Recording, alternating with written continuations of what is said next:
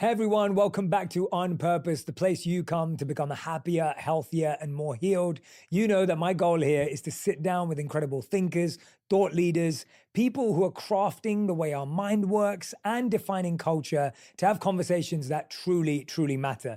Today, I get to interview one of my favorite authors. I've been wanting him to be on the show for such a long time, and I can't believe he's finally here. And this new book is one of the ones that I really hope that you take the time to read, because I promise you, your friend, a family member, is having to deal with the challenges that come with this theme and concept in their daily, weekly, and monthly life. Today's guest is none other than Johann Hari. His new book is called The Magic Pill: The Extraordinary Benefits and Disturbing Risks of the New Weight Loss Drugs. And I can't wait to dive into it with him. If you don't have a copy of the book already, make sure you go and grab one. We'll put the link in the comments and caption below. Please welcome to On Purpose, Johann Hari. Johann, thank you for being here. Oh, I'm ridiculously happy to be here. Thank you so much. Honestly, I mean it. I was saying this to you offline, but I'd like to repeat it for my audience.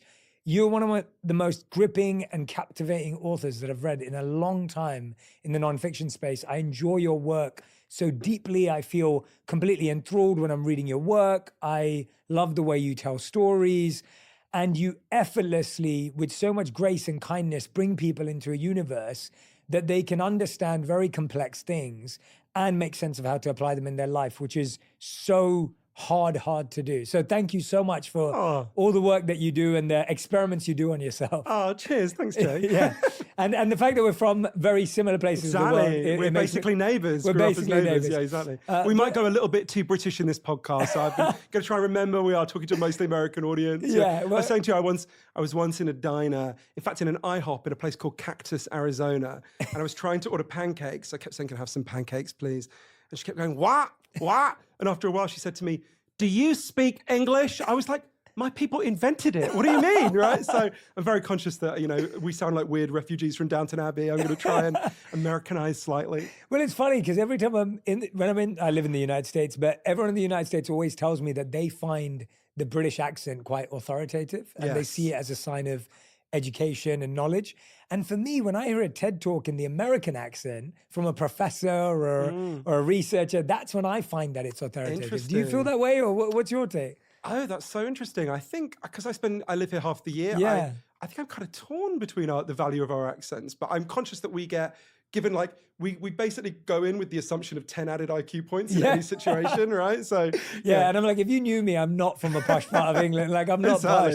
Anyway. We sound like hilariously posh. Like, I was literally raised by my grandmother whose job was to clean toilets, but we sound basically like the Queen. The Queen, exactly. Which we're not. But Johann, so I want to dive straight into this, and I want to start off by saying, what are some of the biggest misconceptions you've heard about Ozempic? Almost things that people may even be thinking as they're tuning into this or watching this right now. What are some of the things people already think they know, but you actually believe are misconceptions? I think the biggest misconception is that we should either be, yay, these drugs are amazing, or boo, these drugs are evil. The biggest misconception is that we can be certain or confident about these drugs at the moment. I never forget, from the moment I learned about these drugs' existence, I felt so conflicted. It's why I wrote the book, right? I remember the moment so vividly. It was the winter of 2022, and it was that moment when the world was opening up again. And I got invited to a party for the first time in God knows how long, and I decided to go.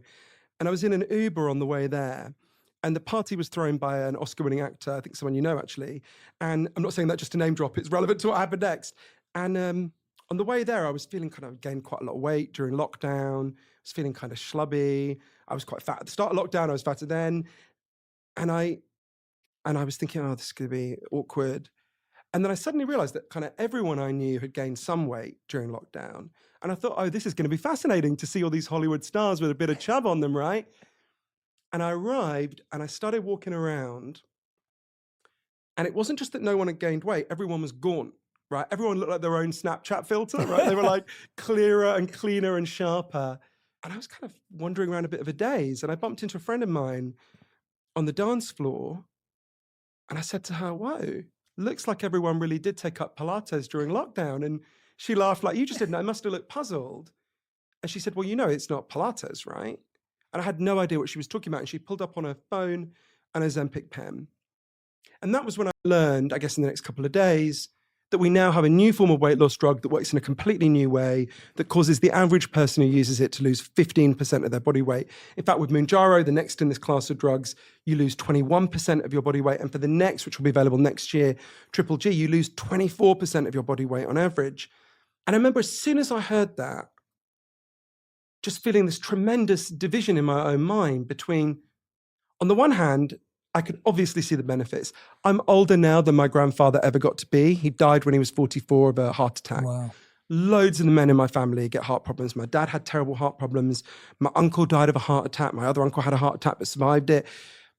And I knew that sadly, the scientific evidence is very clear that obesity makes it much more likely you'll have heart problems along with many other medical problems. So I thought, okay, if there's a drug that can reverse or really reduce obesity, that could have really big health benefits. But I also thought, wait a minute. I've seen this story before, right? Every 20 years or so, a new miracle weight loss drug is announced. We're told it's going to save us all. Loads of people take it. They always discover it has some horrendous side effect that, means it has to be pulled from the market, leaving a wave of terribly damaged people in its wake. So I thought, are we going to see that again? I also thought, what about the progress we've made with body positivity? What about people with eating disorders? There were just so many doubts that came into my mind. So to really get to the bottom of this, I ended up going on this big journey all over the world, from Iceland to Minneapolis to Okinawa in the south of Japan, to interview the leading experts in the world on it, the biggest defenders of the drugs, the people who made the breakthroughs that made them possible, the biggest critics of the drugs. And I learned a huge amount about the extraordinary benefits of these drugs, the disturbing risks of these drugs. There's 12 quite disturbing risks.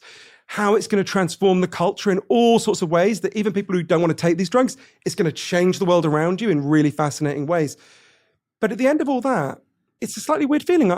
I still feel quite conflicted about it. So I guess the misconception is that we should be so sure, right? This is complicated and we have to think through the complexity. So Johann, this idea that we have of, or this misconception that you just mentioned that we have of this idea of that it's all good or all bad, I wondered through your research kind of how you felt about that type of thinking. I feel like as humans, we have this very binary thinking about anything and everything, right? Oh, that's a good person. They're a mean person. They're a healthy person. They're an unhealthy person when it comes to drugs. Oh, this one's perfect. This one's going to ruin your life. What did you discover about people's binary types of thinking through the research of this drug? I guess because if you think about this drug, and the book is called Magic Pill, because there's 3 ways we could think about this as magic. And the first 2 are the kind of binary ways, right? The first way is these drugs could be magic in the sense that they could just solve the problem of obesity. And I've got to tell you, there are days it feels like that. My whole life, I've hugely overeaten because I was screwed up by the food industry and various other things.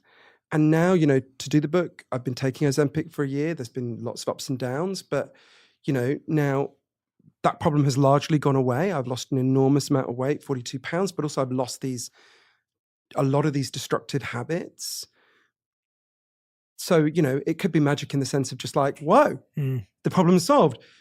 The second way it could be magic, and I think this is a real possibility, is it could be like a magic trick. It could be like, the conjurer who shows you a card trick while secretly picking your pocket. It could be that in addition to giving you these benefits, the risks, and there are really significant risks here, are so substantial that they undo the good. I don't rule that out. In fact, I think it's a significant possibility. But the third way is actually the most likely, and I think it's the one that gets us out of that kind of binary thinking. And it's that, think about the stories of magic that we grew up with as kids, right? Think about, Aladdin, right? You find the lamp, you rub it, the genie appears and he grants your wishes. And your wish comes true, but never quite in the way you expected, right? You get what you wanted, but always at some weird right angle that you never anticipated. And we're already seeing that with these drugs. You've got to get out the binary of good or bad to think about that. But, Barclays Bank commissioned a really interesting, sober-minded financial analyst called Emily Field to just look at these drugs to figure out, okay, what's this going to mean for our investment decisions going forward? What should we be investing in? What should we not investing in? And she came back and said, if you want a comparison for the effect of these drugs, you've got to look at the invention of the smartphone, right? So if you and me had been speaking in whatever it was, 2007, when Steve Jobs unveiled the iPhone, we would not have been able to game out, DoorDash and TikTok and all these things that have transformed our lives that flowed from that. I think we're already beginning to see, outside that kind of narrow binary, such an array of things that are happening as a result of these drugs. 47% of Americans want to take these drugs. They are going to change all our lives for better and for worse in a way that I think we need to take a moment as this extraordinary transformation happens all around us to really think through the benefits, the risks, and what it's going to mean for all of us and what we should do about it now. Yeah, let's talk about how we got here. You mentioned there that the food industry has screwed you up. You mentioned just there. Let's talk about how we got here, how we even needed to turn towards these drugs, starting with some of the issues that you think the food industry has caused and how we've been trained to almost eat more, eat worse, eat unhealthier for ourselves. For a long time, I thought when I was researching the book that I was looking at two separate topics.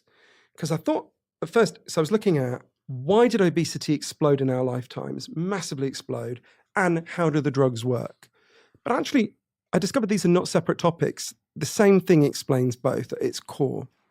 So I would just urge everyone watching, listening to just stop for a moment and Google photographs of beaches in the United States or Britain in the year I was born, 1979. Just take a look at them, right?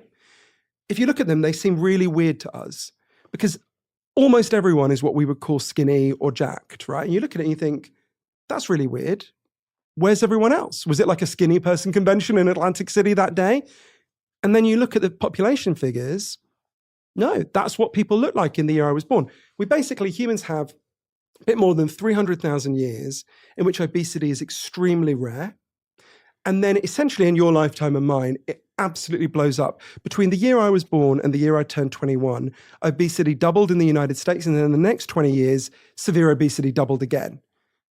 And it seems really weird. What's going on? What could possibly explain this unprecedented transformation in our bodies where we got to the point where now 42% of Americans are obese, right? Seems really weird. What happened? We know what happened. This change takes place everywhere where one thing happens. It's not where people become weak-willed or lack willpower or become lazy or all the other cruel stigmatizing things we say about overweight people.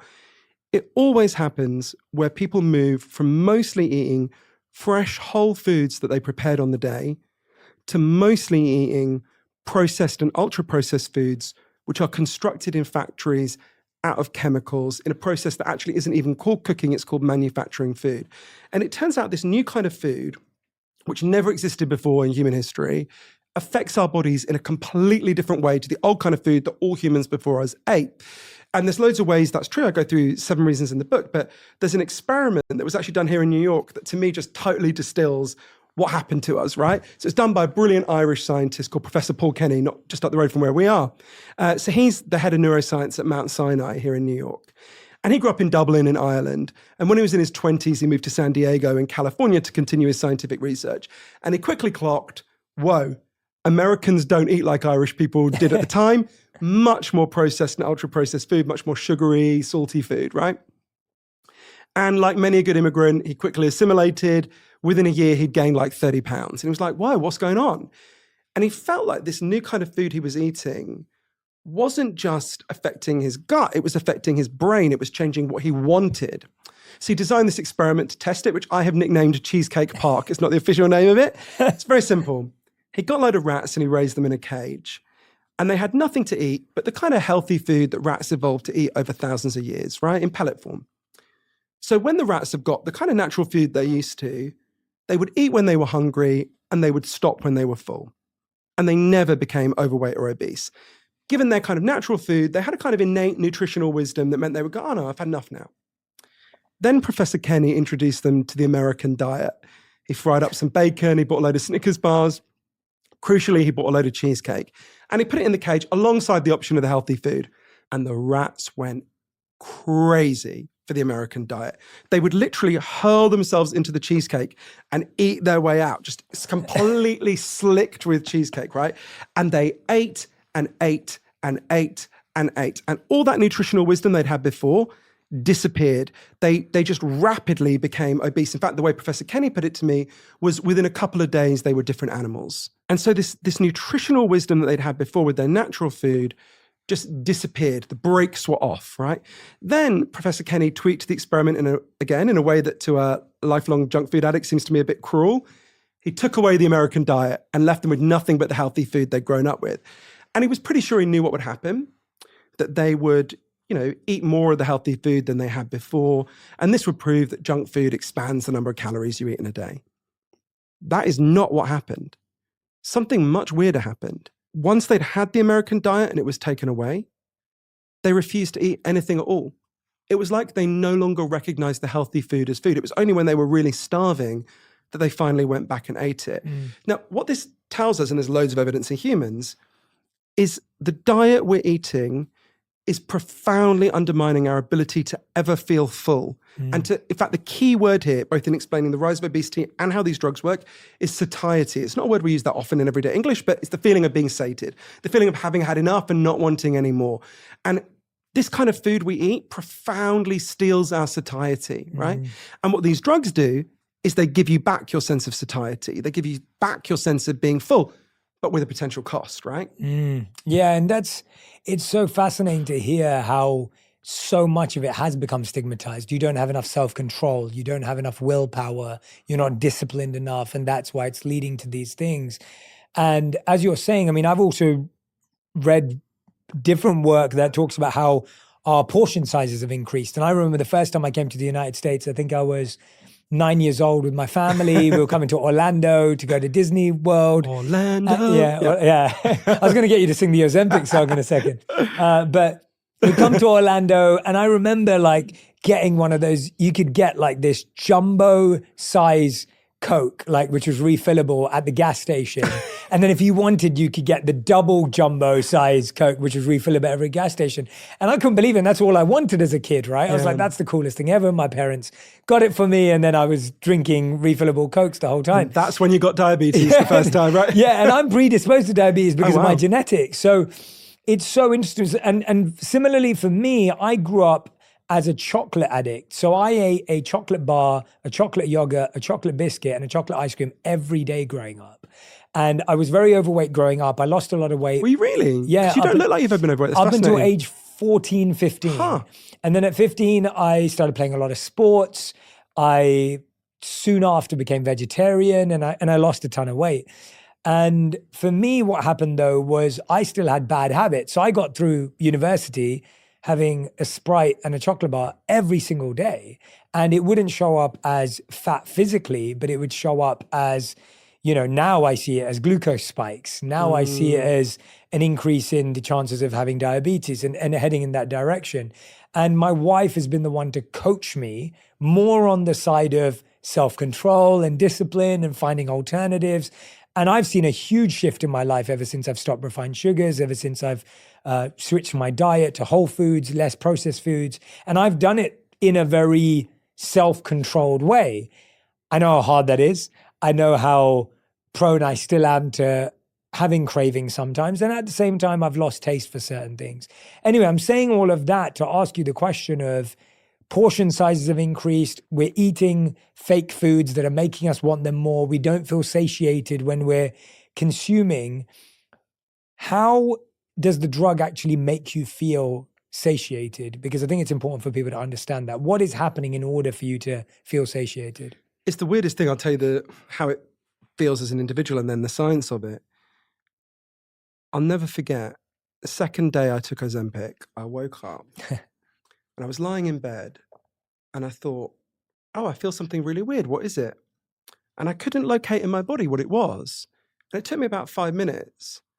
And I suddenly realized I'd woken up and I wasn't hungry. I don't remember that ever happening before, right? From when I was very young, grew up in a working class family, we ate constant processed and junk food. And I was in a bit of a daze, and I went to, there's a cafe just around the corner from where I live. And I went in and I ordered what I used to order every morning for breakfast when I'm in London. It was a big brown roll with loads of chicken and loads of mayo in it.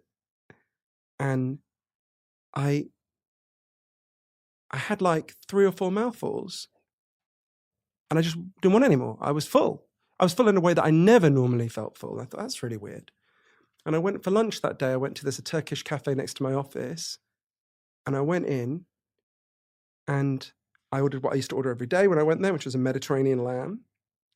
And again, I had 3 or 4 mouthfuls and I was just full. It was so strange. It was like kind of shutters had come down on my appetite. I can't think of another way to describe it. Or it was more like when I ate. So imagine you had just had Thanksgiving dinner or Christmas dinner, right? And you were stuffed. And then I came along and said, hey, Jay, great news. I got you a KFC bucket, right? You'd just be like, oh, no. But you get to that level really, really quickly. So obviously I interviewed the people who made the breakthroughs for these drugs, scientists who'd worked on the key stages of developing the drug.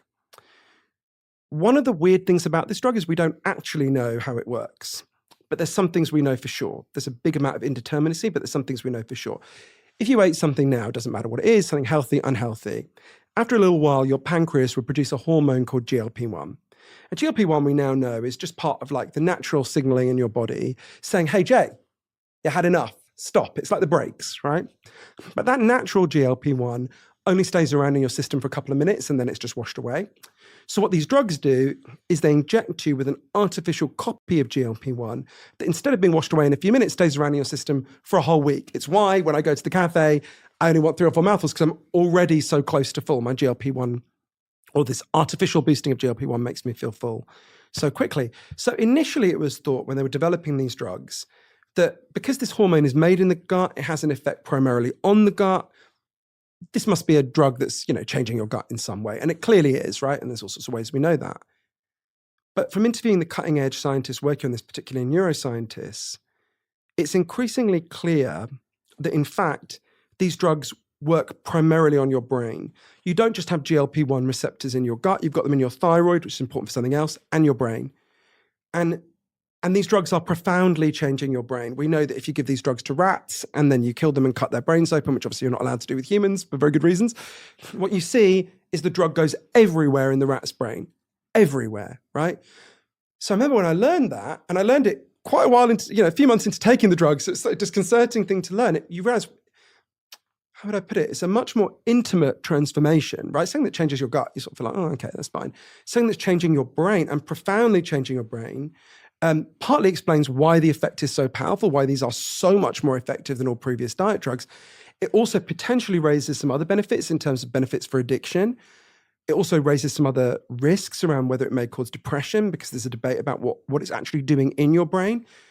But for me, it just sort of made me realize, oh, this is like I say, a much more intimate change than a lot of people realize, I think, when they start taking it. Yeah, who was it? Was it your nephew who said, where is Johann Hari and what have you done with him? Was it your nephew? My little godson. Your little godson, yeah. It was a while to take it. I took them to McDonald's. So I have my relationship with junk food is probably best typified by one of the low points in my life. I can tell you exactly when it happened.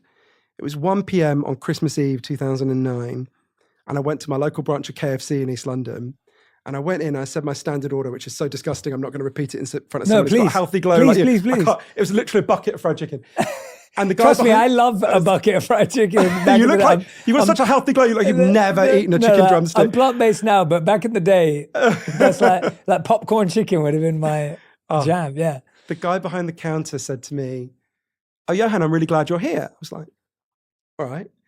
And he went off behind where they fry the chicken and everything. And he came back with a massive Christmas card in which they'd written to our best customer, and everyone had written like personal messages to me. And one of the reasons my heart sank is I thought, this isn't even the fried chicken shop I come to the most. Right? How can this be happening to me? It was the second lowest moment in my life as an overweight person. The worst was the time that I was fat shamed by the Dalai Lama. But no, there was this moment where, it's not even a joke, by the way. You need to tell us. I'll tell you the horror of the Dalai Lama another time. So I'd had this very intimate relationship with this food all my life, and to have it, there were many good things that flowed from taking Ozempic for me, and there are many benefits to it, as well as some significant risks. But the weirdest moment for me, actually, was another moment that happened in KFC. In fact, one of my nephews said to me, a lot of the key moments in your life seem to happen in branches of KFC. I was like, oh, that's a good point. I had a real epiphany about this, because what these drugs do is they profoundly interrupt your underlying eating patterns, right? You can't eat the way you did before. And this is something I think people are not being warned about, and I tried to take people through in a lot of detail in the book, is you need to be prepared that because of that, a lot of the underlying emotional issues that drive your eating may well come to the surface. So I had this moment for me. I was in Vegas. I was, as you know, I'm writing a book about a series of crimes that have been happening in Vegas that I've been researching for a long time. And I was researching the murder of someone that I knew and loved. And it was obviously very painful, as you can imagine. He was an incredible person. I was working on this and I just, felt bad. And I went to this branch of KFC on West Sahara, which is one of the grimmest KFCs in the world. And believe me, I could write a book about all of them. And I went in, and really on autopilot. This was like 7-8 months into taking the drugs. I went in and I ordered what I would have ordered a year before, right? I ordered a bucket of fried chicken. And I had a chicken, and I wasn't even really thinking about the eating or anything. And I had a chicken drumstick, and I looked at this bucket and I thought, I can't eat this, right? Like I would throw up if I tried to eat this. And I remember Colonel Sanders was on the wall, and it was like he was looking at me going, hey, what happened to my best customer? And I remember thinking, oh, you're just going to have to feel your feelings, right? And essentially, if you look at the scientific evidence, there's scientific evidence for 5 reasons why we eat. One of them is the obvious one, to sustain our bodies. And I would have told you before I started taking this drug, that was why I ate, right? But here I am. Then I ate maybe 3,200 calories a day. Now I eat around 1,800. So all that other eating was doing something else, right? And I go through the 4 psychological reasons why we eat. They don't obviously applies differently to different people. And those things kind of get surfaced. And I remember going to one of my closest friends when I got back from Vegas and saying to her, I've got to stop taking this. I can't take it. This is too upsetting. And she said to me, Johann, stop taking it if you want to. That's fine. But you need to know these drugs are not causing this issue. This issue was there all along.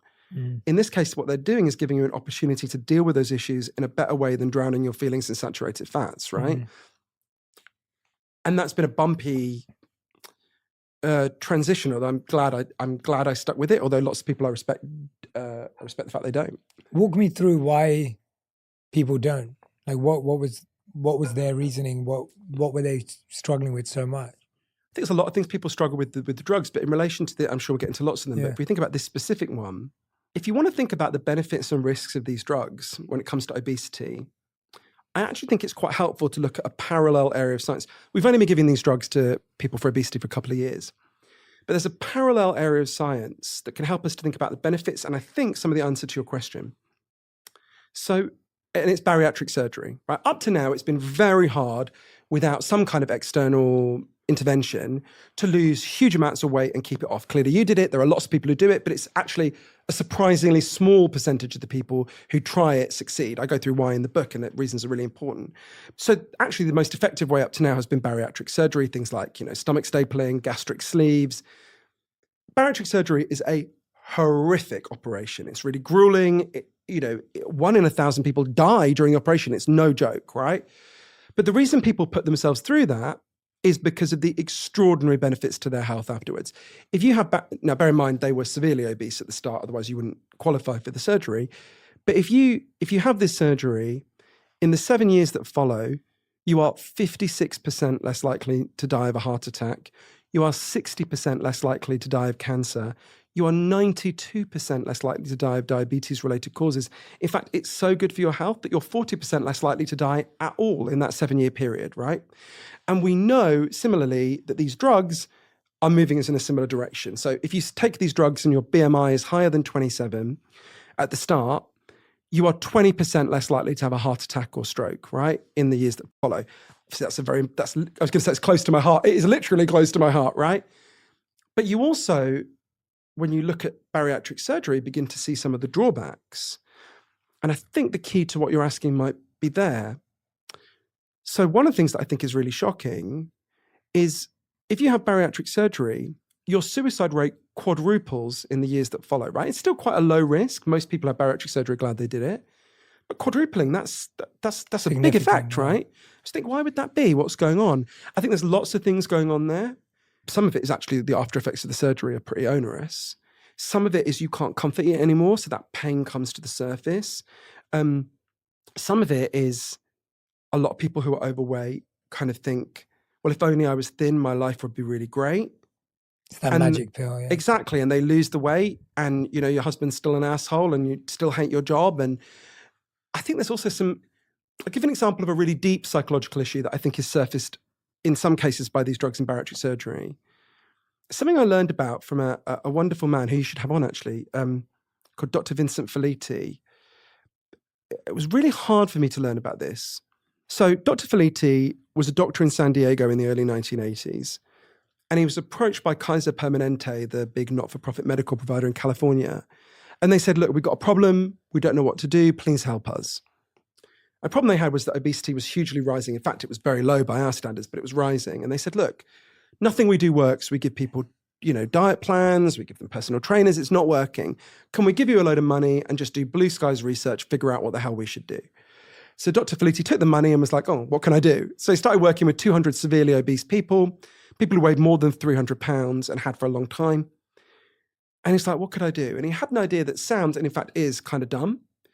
He said, what would happen if really obese people literally stopped eating and we gave them, like, you know, vitamin C shots so they didn't get scurvy or whatever? Would they just burn through the fat supplies in their body and get down to a healthy weight? So with a ton of medical supervision, they did it. And incredibly, at first it worked. There was a woman who I'll call Susan, not her real name, who went down from being more than 400 pounds to 138 pounds. Staggering transformation. And, you know, her family are calling the doctor and saying, you saved her life. She's thrilled. And then one day, she cracked. She went to KFC, or actually I think that's projection. She went to somewhere and, you know, started hugely overeating again, and quite quickly got back to a dangerous weight. And Dr. Felitti called her in. He said, Susan, what happened? What happened? And she looked down. She was really ashamed. She said, I don't know. He said, well, tell me about the day you cracked. Did anything in particular happen that day that didn't happen some other day?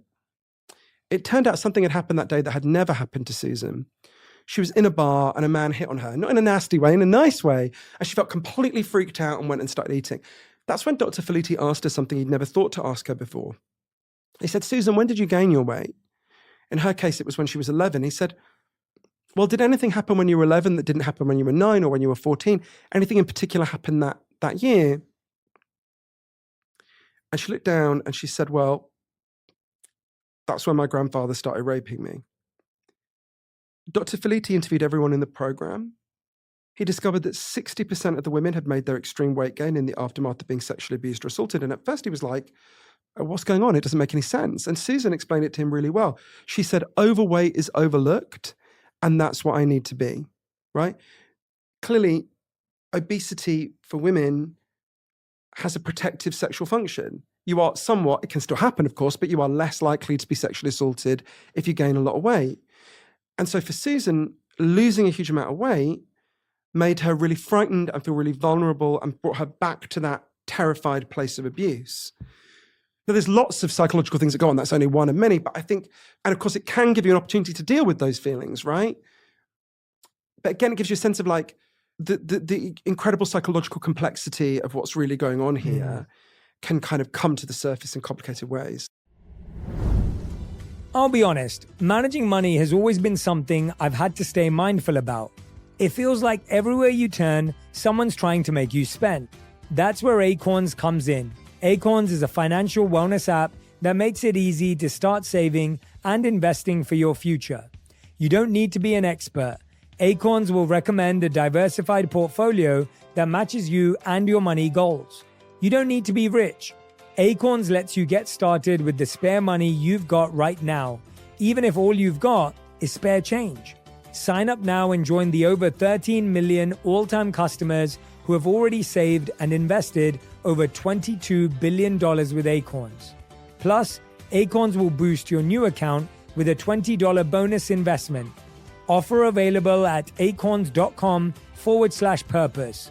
That's acorns.com/PURPOSE to get your $20 bonus investment today. Paid non-client endorsement. Compensation provides incentive to positively promote Acorns. Tier 6 compensation provided. Investment involves risk. Acorns Advisors LLC, an SEC registered investment advisor. View important disclosures at acorns.com/purpose.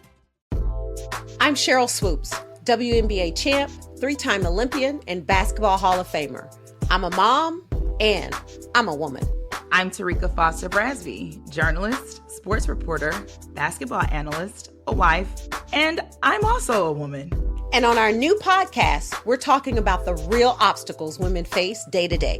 See, athlete or not, we all know it takes a lot as women to be at the top of our game. We want to share those stories about balancing work and relationships, motherhood, career shifts. You know, just all the shit we go through. Because no matter who you are, there are levels to what we experience as women. And T and I, well, we have no problem going there. Listen to Levels to This with Cheryl Swoops and Tarika Foster Brasby, an iHeart Women's Sports production in partnership with Deep Blue Sports and Entertainment. You can find us on the iHeartRadio app, Apple Podcasts, or wherever you get your podcasts. Hey y'all, Nimini here. I'm the host of a brand new history podcast for kids and families called Historical Records. Executive produced by Questlove, The Story Pirates, and John Glickman, Historical Records brings history to life through hip-hop. Smash, slam, another one gone. Bash, bam, another one gone. The crack of the bat and another one gone. The tip of the cap, cause another one gone. Each episode is about a different inspiring figure from history. Like this one about Claudette Colvin, a 15-year-old girl in Alabama who refused to give up her seat on the city bus 9 whole months before Rosa Parks did the same thing. Check it. And it began with me. Did you know, I wouldn't give up my seat. 9 months before Rosa, it was Claudette Colvin. Get the kids in your life excited about history by tuning in to Historical Records. Because in order to make history, you have to make some noise. Listen to Historical Records on the iHeartRadio app, Apple Podcasts, or wherever you get your podcasts. Yeah, and what's interesting about that is no matter what the psychological reason may be, you're almost dealing with that feeling for the first time in 3 or 4 decades.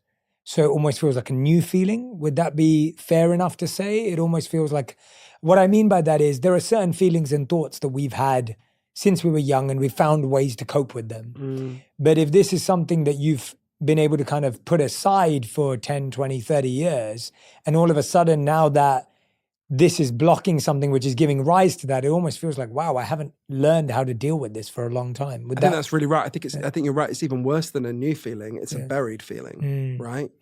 And obesity is so laden with shame and the cruelty in this culture towards, which I've experienced to some degree, but women get it much, much worse. If you have a BMI higher than 35 and you're a woman, 42% of those women get insulted literally every day, right? And I really wanted to think this through because I was very conscious that we've made so much progress in this culture. I mean, we were nowhere near where we need to be, but we've made some progress. I think about this, and one of the things I really worry about in relation to these drugs, I think it's really distilled in a moment, probably the worst moment in the whole writing of the book for me. So I've got a niece called Erin, who's 19 now, but in my head, she's fixed as a 6-year-old. Like she's the baby of my family. She's the only girl. She's the youngest of my brothers and sisters' children.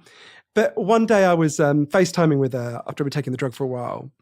And she was sort of praising me in a teasing way. She was like, oh, I never knew you had a jaw, I never knew you had a neck. And I was kind of preening. And then she looked down and she said, will you buy me some Ozempic? And I laughed because I thought she was kidding. And I realized she wasn't. And she's like a perfectly healthy weight. She always has been. And I thought, I've undone all the messages I've ever tried to give her, right? About valuing yourself, and I thought, she's grown up seeing a broader range of body types in female celebrities than we ever grew up with.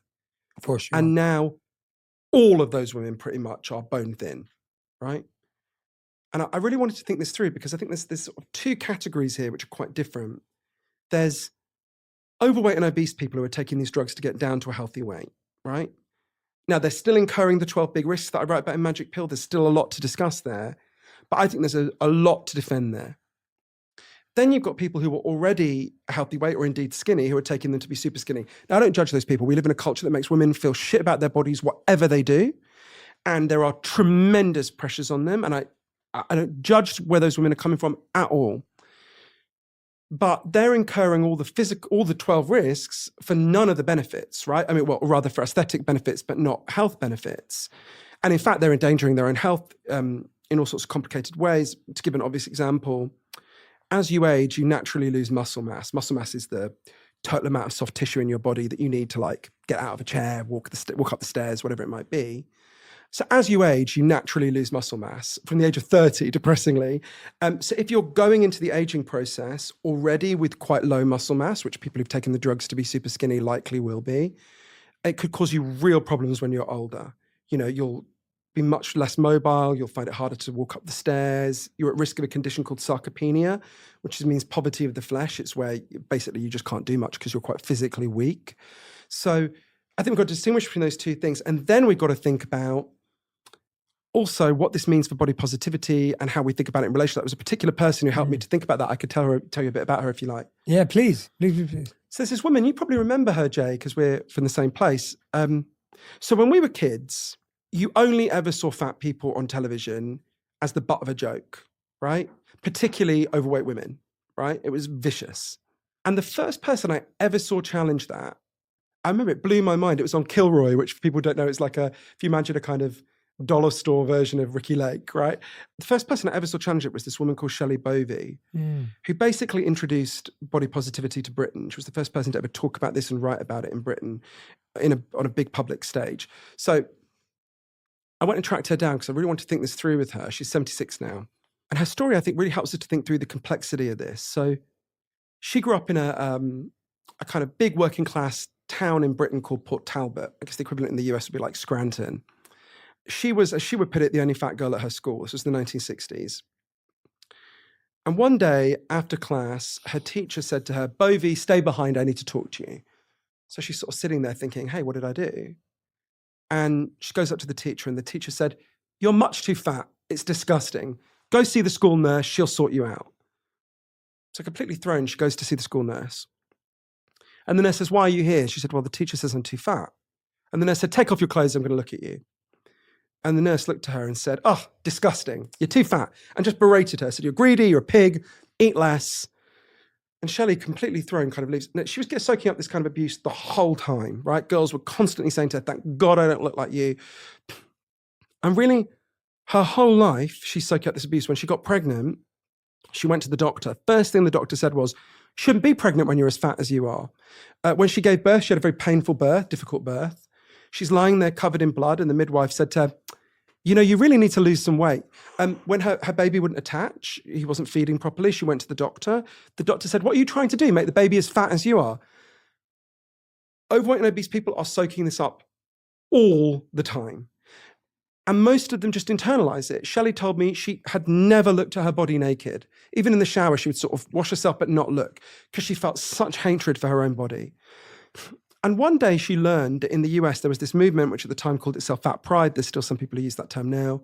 We would probably call it more body positivity, who just said, "Why are we taking it? This is just cruelty. This is like racism or homophobia or sexism. Just no, we're not going to be treated like this. You're not going to get to talk to us like that."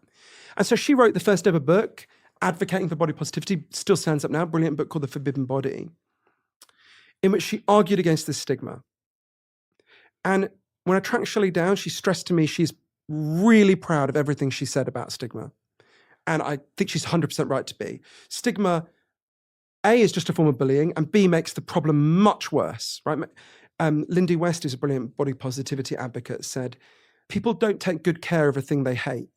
If you make people hate their bodies, it doesn't make them take better care of them. Mm-hmm. But something happened to Shelley next. I think if we're going to be truthful and compassionate, we have to talk about. Shelley was very overweight. She was not yet 50, and she was losing the ability to walk. And so she had to be in a wheelchair, and she went to her doctor, and her doctor said, "Well, because of your weight, because of the strain that's putting, you've got problems with your heart." And Shelley felt this profound dilemma because she was so proud of everything she said about stigma. But first she thought, well, I want to talk about these health challenges, but is this contradictory? There was at the time a newsletter in Britain called Fat News, which was like a body positivity newsletter.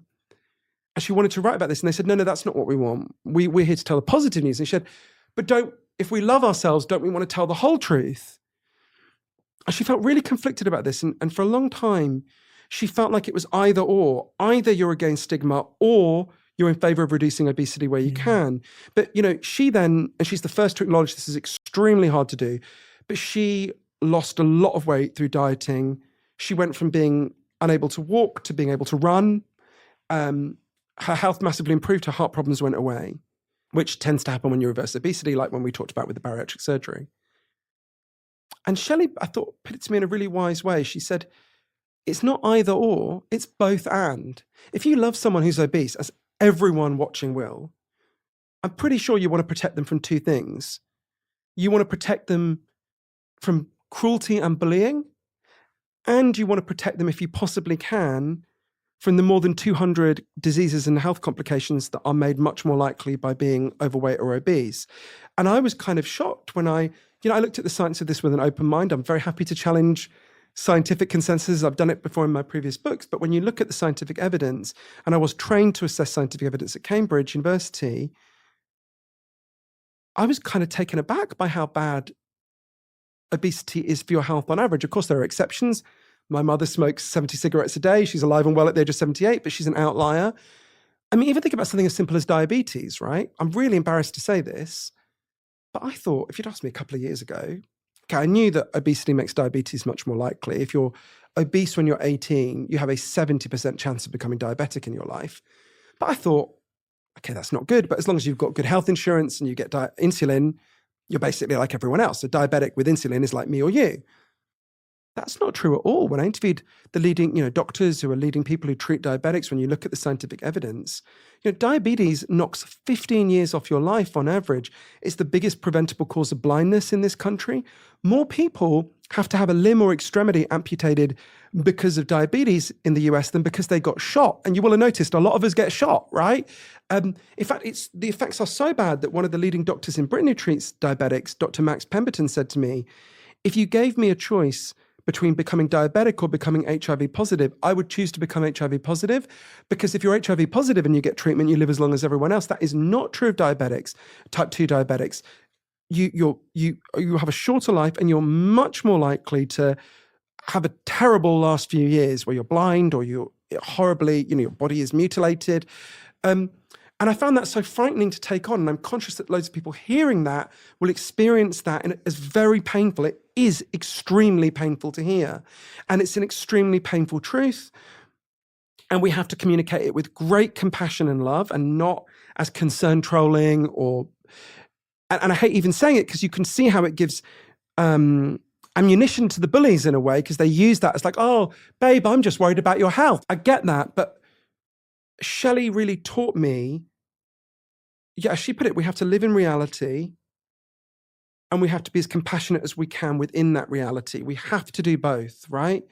And I'm conscious this is a long answer, but I'll just give an example. One other person who helped me to think about this is a brilliant guy I interviewed called Jeff Parker. He's a 67-year-old retired lighting engineer in San Francisco. And Jeff, a couple of years ago, was very severely overweight. He was finding it painful to walk. He had gout, he had liver problems, kidney problems. He was taking fistfuls of pills every day. And he started to take Mounjaro, which is one of the new weight loss drugs. And he lost a lot of weight. All his health problems went into remission.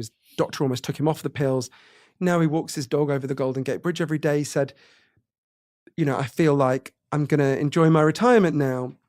I don't think we can say to someone like Jeff that improvement is not meaningful, right? There are maybe the risks of the drugs will outweigh that benefit to him and for others. That's a real possibility. It's why I put a lot of weight on the 12 risks of these drugs in the book.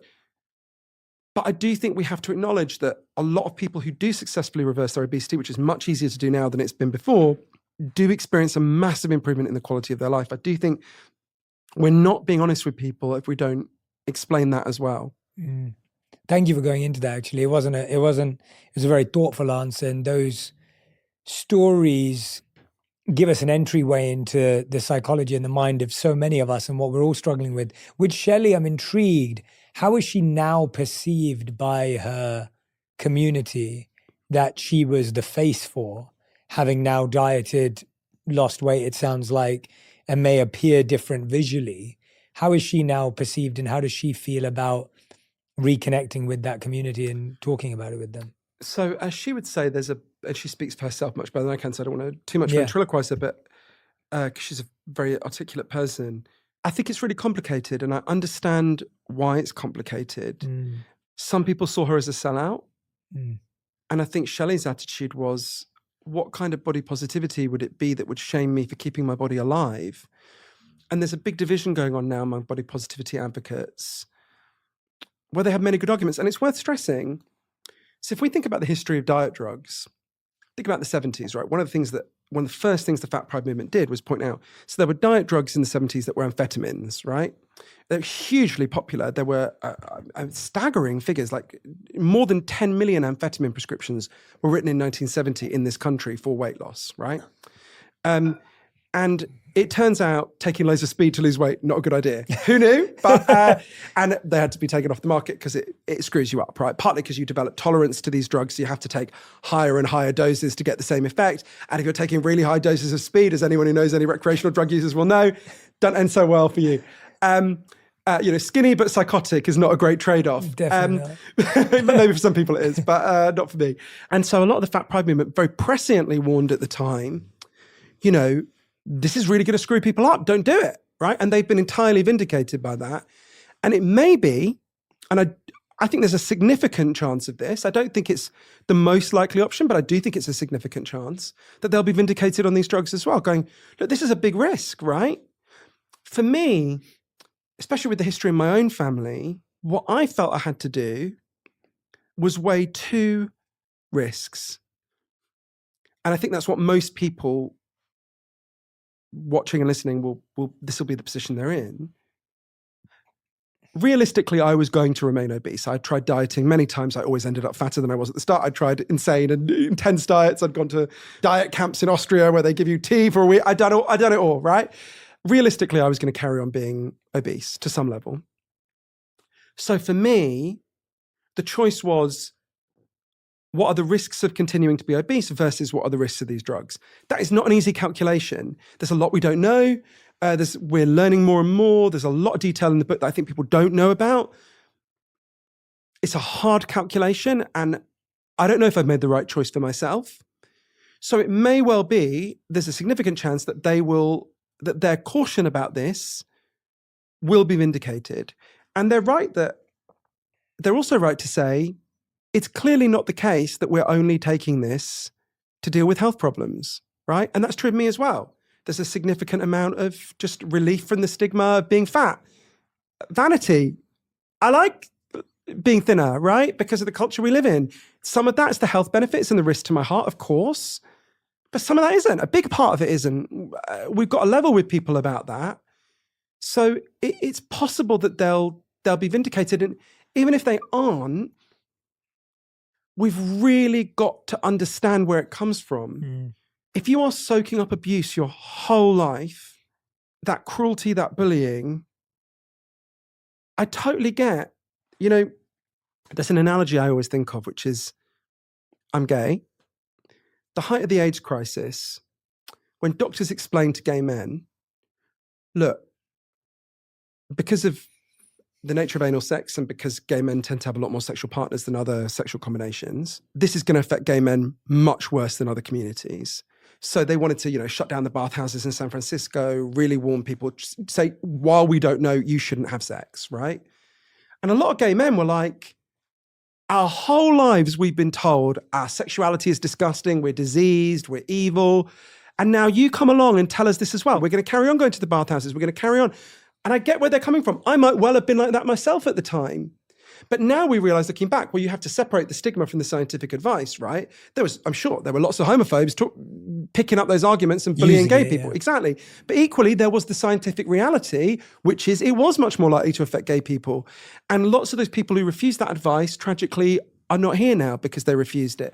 So I think, and that doesn't mean that I stand over those people and go, what fools? I totally get it. Mm. But I do think we have to, as Shelley says, we have to separate out two things. We have to separate out the stigmatizing, cruel things that are said from things that are just physical. Think about cancer, right? The leading cancer group in Europe, Cancer Research UK, explain. If you carry excess weight in your body, it doesn't just sit there. It's not inert. It's active, right? It sends signals through your body. And one of those signals is for your cells to divide more rapidly, which can cause cancer. This is why obesity is one of the biggest causes of cancer in the developed world, right? That's true even if we got rid of all the stigma in the world, which we passionately should fight to do. It's still going to make you more likely to get cancer, right? We can't, that's not something we can undo with an argument. And therefore, we do need to think about this. Also, though, I'm very conscious, the most important thing we've got to do, so people like me are in a shitty trap, right? You've got to choose risky medical condition, risky drug. But that is not inevitable. And we should not tolerate that being the choice for our children, right? Japan, for example, right? I can explain how they did it, but the key thing to understand is the way one expert put it for me, a brilliant man named Professor Michael Lowe at Drexel University in Philly, is processed and ultra-processed foods dug this hole. They stole our satiety and the drugs fill it in. The way he put it was, so you've got to see that these drugs are an artificial solution to an artificial problem, right? So we've got to pull back, in addition to the dilemma about the drugs for people like me, we've got to pull back and go, how did we get here? And how do we make sure the next generation of kids are not in that position? And absolutely, this is the dilemma a lot of us face, but it doesn't have to be the dilemma for our children and grandchildren. And I went to places that have solved this dilemma, that show us the way out. So that's the kind of broader argument, which I think is so important to stress as well. Yeah, absolutely. Before we get to Japan and before we get to those, so the Barclays Bank produced a report to guide investors, and it told them to get out of investing in fast food and ice cream because those markets are going to tank. Financial advisors are also expecting a decline in the demand for knee and hip replacement. But when you look at investment, I found that fascinating. I'm like, do I believe that fast food is growing or is shrinking? And while I see the rise of organic vegetables, but still expensive, while I see the rise in people proposing a largely plant-based diet, if not full, but a larger plant-based diet, again, more expensive, harder to access, maybe difficult to know what to do. I don't see fast food shrinking as an industry. Did you see that? Are you seeing that through your research? Were you seeing investment shift and redirect, or is that a myth as well? Krispy Kreme stock is down. The head of Nestle, Mark Schneider, has been making very nervous noises about their ice cream and confectionery market. So we've got to look at the longer term trend. 47% of Americans say they want to take these drugs. And there's a big access question at the moment, but 8 years from now, Ozempic goes out of patent. At that point, it will be a daily pill and it will cost about $1 a day. I would anticipate 47% is an underestimate for how many people will take it, provided some of the 12 big risks that I wrote about in the book don't blow up, which is a real problem. Yeah. Think about Jeff Parker, the guy I just talked about in San Francisco. Everyone like Jeff becomes a walking advertisement for the drug. Everyone goes, what happened to Jeff? He looks completely different. My God, he's so much healthier. So you can see how it creates a huge growth effect. So you're right. At the moment, we've got two trends. We've got the ongoing explosion of fast food, which is, blowing up and is implanted in us from the moment we're born. More 3-year-old children in this country know what the McDonald's M means than know their own last name. More people in the world recognize the McDonald's M as a symbol of McDonald's than recognize the cross as a symbol of Christianity, right? So this is really deep in our consciousness. So you've got that huge explosion in fast food, which is growing and growing and growing. And you've got huge numbers of people who want to take these drugs. Now, one of those trends is going to win, right? So as more and more people take the drugs, we're already seeing the effects. And I think in a way, some of the best predictors are the financial markets. Jefferies Financial just did a big report for the US airlines saying you're going to have to spend a lot less money on jet fuel pretty soon because a lighter population takes less jet fuel to fly.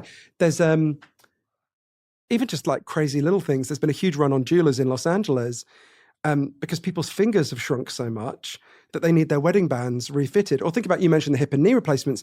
Companies that manufacture knee and hip replacements, the joints for them, their stock is going down because the main driver of knee and hip replacements is obesity. And if there's a lot less obesity, there's going to be a lot fewer knee and hip replacement operations. So I do think you're right. The trend you're seeing, which is the growth of fast food, which only more and more. I mean, thank God when I was a child, you couldn't just push a button on a device and they'd bring McDonald's to you, right? You had to actually leave your house at least. Yeah. Can't imagine how overweight I would have become if that had been the case. that trend is driving the other trend as well, right? So they're densely interconnected. Hey friends, I'm Jessica Capshaw. And this is Camilla Luddington. And we have a new podcast, Call It What It Is.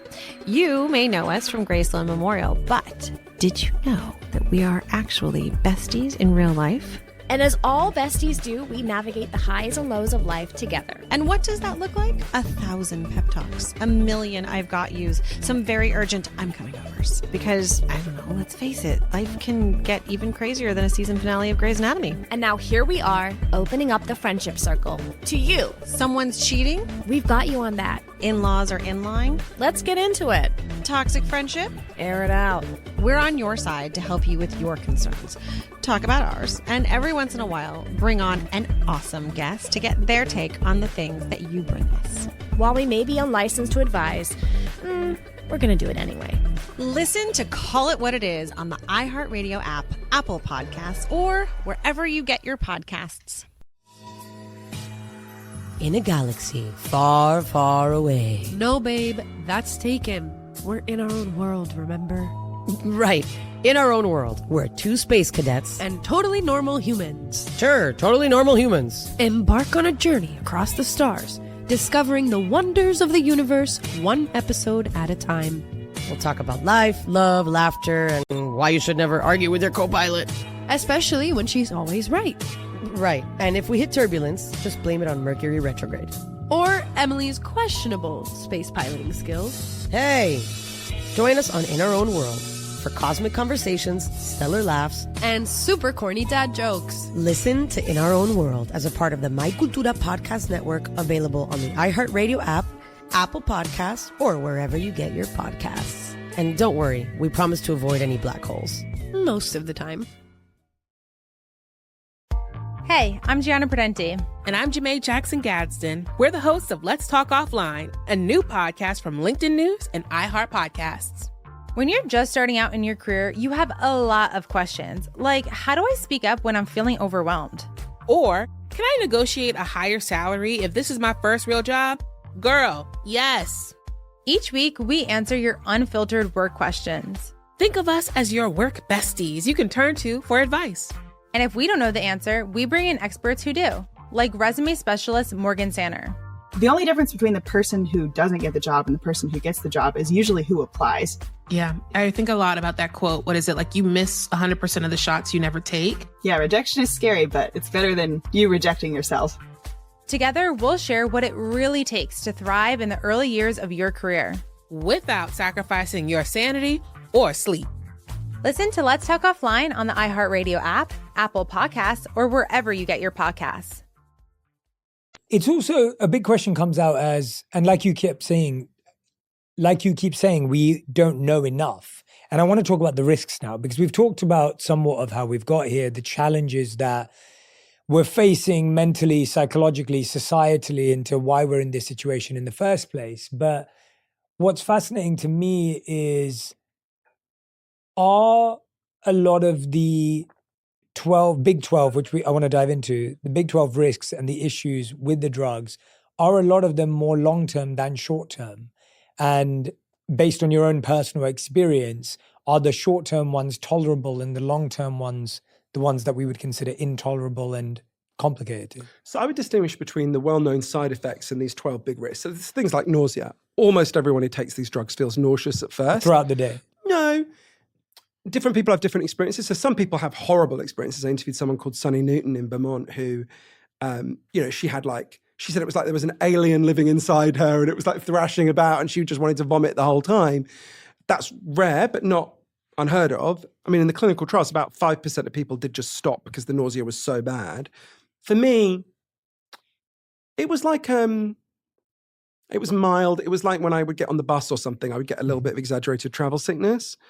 But like if I'd got that feeling just randomly on a normal day, it wouldn't have stopped me going about my day. It just would have been a bit unpleasant. And after a few months, you get it worse the day you take it or the day after, and then you're okay for the rest of the week. And then again, you inject yourself and it gets... And the regularity of injecting yourself, is it the same for everyone, or can you accelerate the dose? Is there a slower version? What does that look like? I should just say, because a lot of people get horrified by injection, and I am a complete wuss. I'm the kind of person who, when you give me a blood test, I don't want to look at it. I literally look away and sing do Katy Perry songs to pretend it's not happening. But and my singing is not pleasant. But it's an EpiPen. It's the tiny, and I wish someone had told me at the start. I didn't know this at first.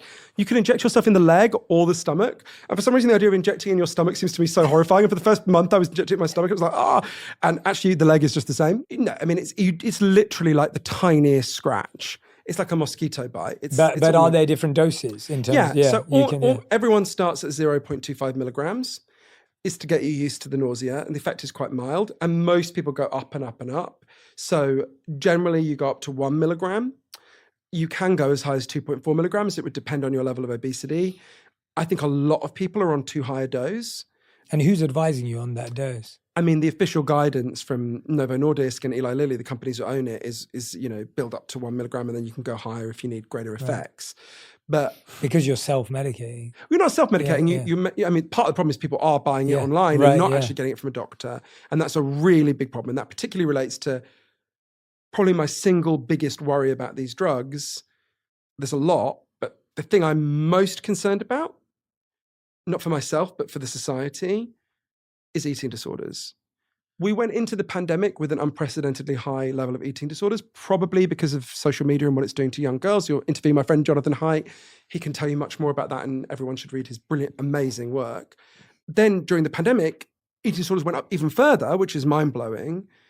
And what these drugs do is they give you an unprecedented tool to amputate your appetite, right? And anyone who knows anyone who's got eating disorders, I'm sure you do, pretty much everyone does. They're in a conflict. There's the psychological part of them that wants to starve themselves for complex reasons created by the sick culture we have, mostly. And then there's the biological part of them that wants to live and wants to eat.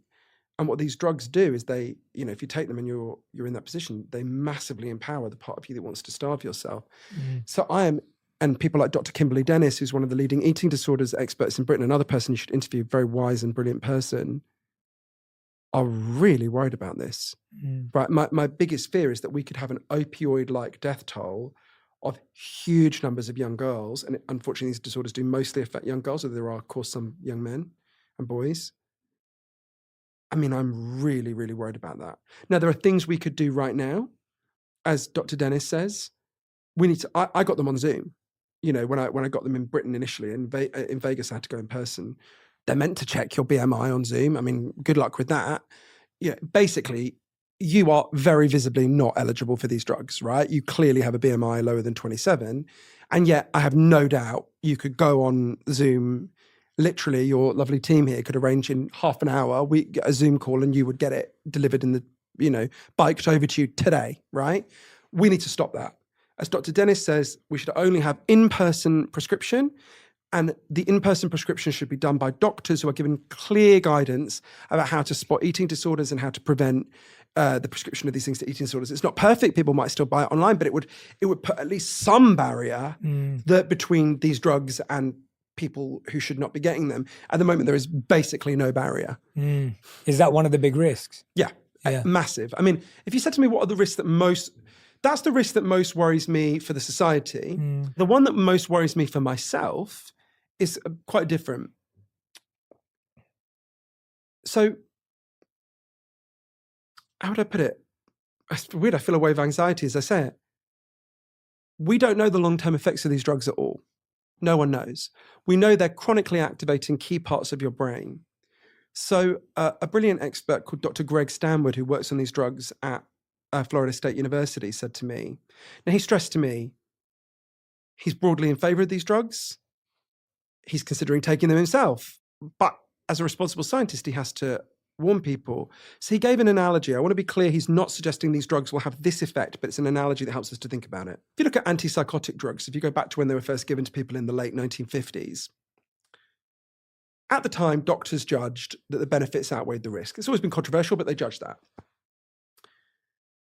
So loads of people were given antipsychotics for really long periods of time.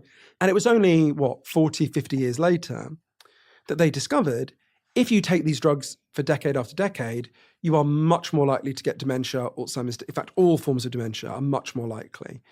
It's not that the doctors were being negligent in the 1950s. You couldn't know that, right? You had to have people take it for a really long time to know that. What could these drugs do over the long term? We don't know, right? Now, against that, Dr. Shauna Levy, a brilliant obesity specialist at Tulane University School of Medicine in New Orleans, said to me, well, look, we don't know the long-term effects of these drugs. We do know the long-term effects of obesity, and they are very serious. But, I'm 45, right? If you stop taking the drugs, for almost everyone, you just go back to where you were before. And there's a big debate about that. But for most people, that seems to be happening. So I'm assuming I'm going to be taking these drugs for 40 years. That's anxiety provoking. I asked Dr. Clémence Blouet, who's one of the leading obesity specialists at Cambridge University, so what brain areas do these drugs activate? And she talked me through it, the hindbrain and so on. I said, well, what else do those areas of the brain do? She said, are they memory processing, taste processing, gut motility? Like this is me speaking now, but not trivial things, right? So for me, that was, of the 12, that was the one where I thought, shit. So I'm trying to think of a more eloquent way to say shit, but that was, yeah. Yeah. What's the debate you were saying there about the idea of if you stop taking these drugs, you go back to the same way you were? What's the debate? So we don't have that much research on it. What the drug companies say is these drugs are like statins. You take statins, it lowers your cholesterol. And if you stop taking statins, your cholesterol goes back to what it was. So the drugs are not a cure, they're a treatment, an ongoing treatment, right? So they say these drugs are like that. Now, they have a vested interest in saying that. They want you to carry on buying the drugs forever. It would not be good news for them if they discovered that actually you can take the drugs for a short time, stop, and then you'd stay at the lower weight. Some people, this is anecdotal because we don't have any research on it yet. Other people are studying it, so we'll know in a while. Like, I'll give you an example. Someone I know took Mounjaro, lost loads of weight, interrupted their relationship with junk food, started exercising a lot in a way they felt too embarrassed to do when they were obese, and has now stopped and seems to be maintaining that lower weight. So how many people will there be like that? We don't know. I mean, the early studies we have, we're just looking at if you take it and then stop. But what about motivated people who change, use it as a tool to promote change? We just don't know. How long does it take to measure for us to realize how long do you need to be on it for to have those long-term implications? Like, how long will we have to study, research, and measure? I mean, when you talk about the medium-term effects, and again, it's important to be balanced about this because it's a complicated truth. So a lot of the experts will say, and these are really good scientists, and it's a good point, actually, we know loads about the medium-term effects of these drugs because diabetics have been taking them for 18, nearly 19 years, right? So for people who don't know, these drugs, in addition to having this effect on your appetite, also stimulate the creation of insulin, which is what diabetics, both type 1 and type 2 diabetics, are lacking. It's why it's a diabetes treatment. And so actually we've got 18 years of data on diabetics. So I'm putting it more crudely than they would, but if the drugs made you grow horns, the diabetics would have grown horns by now, right? And that's a good and important point, and it should give people some degree of security. But some other people say, some other leading experts say, well, hang on. If we're going to base a lot of our confidence on these drugs on the diabetics, let's dig a bit deeper into the diabetics. So to give you an example, there's a brilliant scientist called Professor Jean-Luc Failly, who's at the University Hospital in Montpellier in France. And he was commissioned by the French Medicines Agency to look at the safety of these drugs for the French market. And so he started looking at what's called the preclinical research, which is on animals. And something really took him aback, which is if you give these drugs to rats, they're much more likely to get thyroid cancer. And he's like, okay, let's do some digging. So what he did is they have very, very good medical databases in France. He compared a large number of diabetics who'd been taking these drugs between, I think, 2006 and 2012, with a large number of diabetics who were similar in every other way, but hadn't taken these drugs. And what he calculated with his colleagues was, if he's right, and it's highly contested, these drugs increase your thyroid cancer risk by between 50 to 75%. And he said to me, well, you've got to understand what it doesn't mean. It doesn't mean if you take the drugs, you have a 50 to 75% chance of getting thyroid cancer. If that was the case, we'd be having bonfires of Ozempic all over the world. What it means is, if he's right, whatever your thyroid cancer risk was at the start, these drugs increase it by 50 to 75%. Now, thyroid cancer is an overall low risk. 1.2% of people get it in their lives. 82% of them survive. So it's a relatively, but it's a big increase in a small risk, right? And I'm very conscious, A, that you've got to weigh that against just the cancer risk of continuing to be obese. But also, one of the things that really worries me about that is if you think about the history of diet drugs, very often they began to unravel based on small warnings. So if you think about, there was a diet drug in the 90s called fen-phen, the most popular diet drug ever before Ozempic. So if you look at how, it was a combination of two drugs. It was an appetite suppressant called flexfluoramine and an amphetamine called phentermine. And it really worked. People who took it got the same level of weight loss as people get on Ozempic. And people talked about it in a very similar way. Front page of Time magazine was the new miracle weight loss drug, right? Very similar. In 1995, there were 18 million fen-phen prescriptions in this country. It was huge. And then it was discovered, a small group of doctors in a practice in Fargo in North Dakota noticed, a lot of people using this drug in our practice seem to be having trouble breathing. Wow. And so they raised what's called a safety signal. It was then investigated.